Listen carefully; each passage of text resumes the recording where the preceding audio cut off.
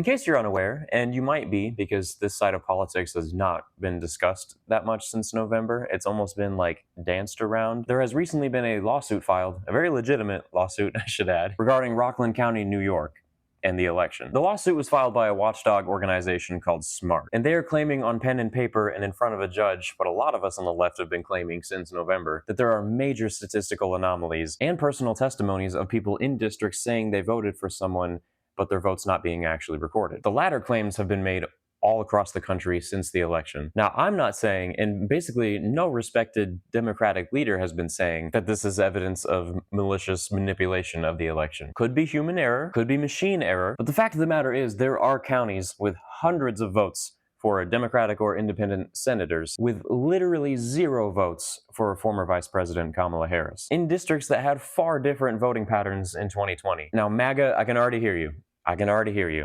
Yeah, obviously. Why would anyone in their right mind vote for Comrade Camel Toe? But regardless of how bad you think the other candidate is, they're poisoning the blood of our country. That's what they've done. They poison. The fact of the matter is Kamala Harris was at the top of the Democratic ticket, one of only 2 major parties in the United States, a country with hundreds of millions of people. Couple that with the fact that the other choice was the most extreme authoritarian right-wing candidate the Republican ticket has probably ever seen. Yeah, Kamala was going to get some votes. And remember 4.5 years ago when a guy named Joe won by 7 million votes, and then they investigated the votes based on nothing, and it turned out Joe got even more votes than before? You get the point. I shouldn't have to explain why the statistics of the 2024 election are anomalies. And I don't have to prove it to you either because it does seem like the lawsuit is moving forward. They supposedly have a hearing for it in September. I wish it were sooner, but that's what we get. Now, this is mainly a message to my fellow leftists, because MAGA has already proven themselves to literally not care about the verdict or outcome of any investigation or official rulings or just any iota of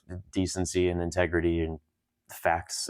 But to my fellow leftists, it does not make you an insane conspiracy theorist to question the validity of this election and at least want things investigated. I hope at least some percentage of MAGA is picking up on how the left is responding to all of this. Yes, there are a lot of keyboard warriors online right now claiming that this election was stolen. Now, in my opinion, there's like infinitely more evidence to support that than there was in 2020, but I digress. Look at what Democratic leaders are saying. You even have Tim Walz in this interview recently basically saying all of the things that point to this election was fishy. I'm cold-hearted and steely-eyed when it comes to elections. I've been in close elections. I usually have a very good feel. And maybe I was in the bubble. It felt like we were winning. And I felt that way all the way up until the end. And that has never happened to me. I've usually, if I said, oh, we're going to be in a tough one, we were.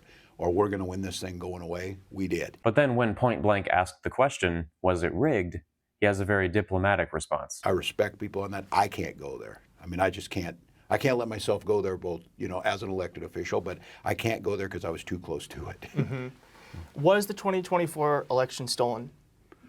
I don't think so, and I have to say that because of where I was there. I do not believe it was. Okay. I have said that there's lots of things on that.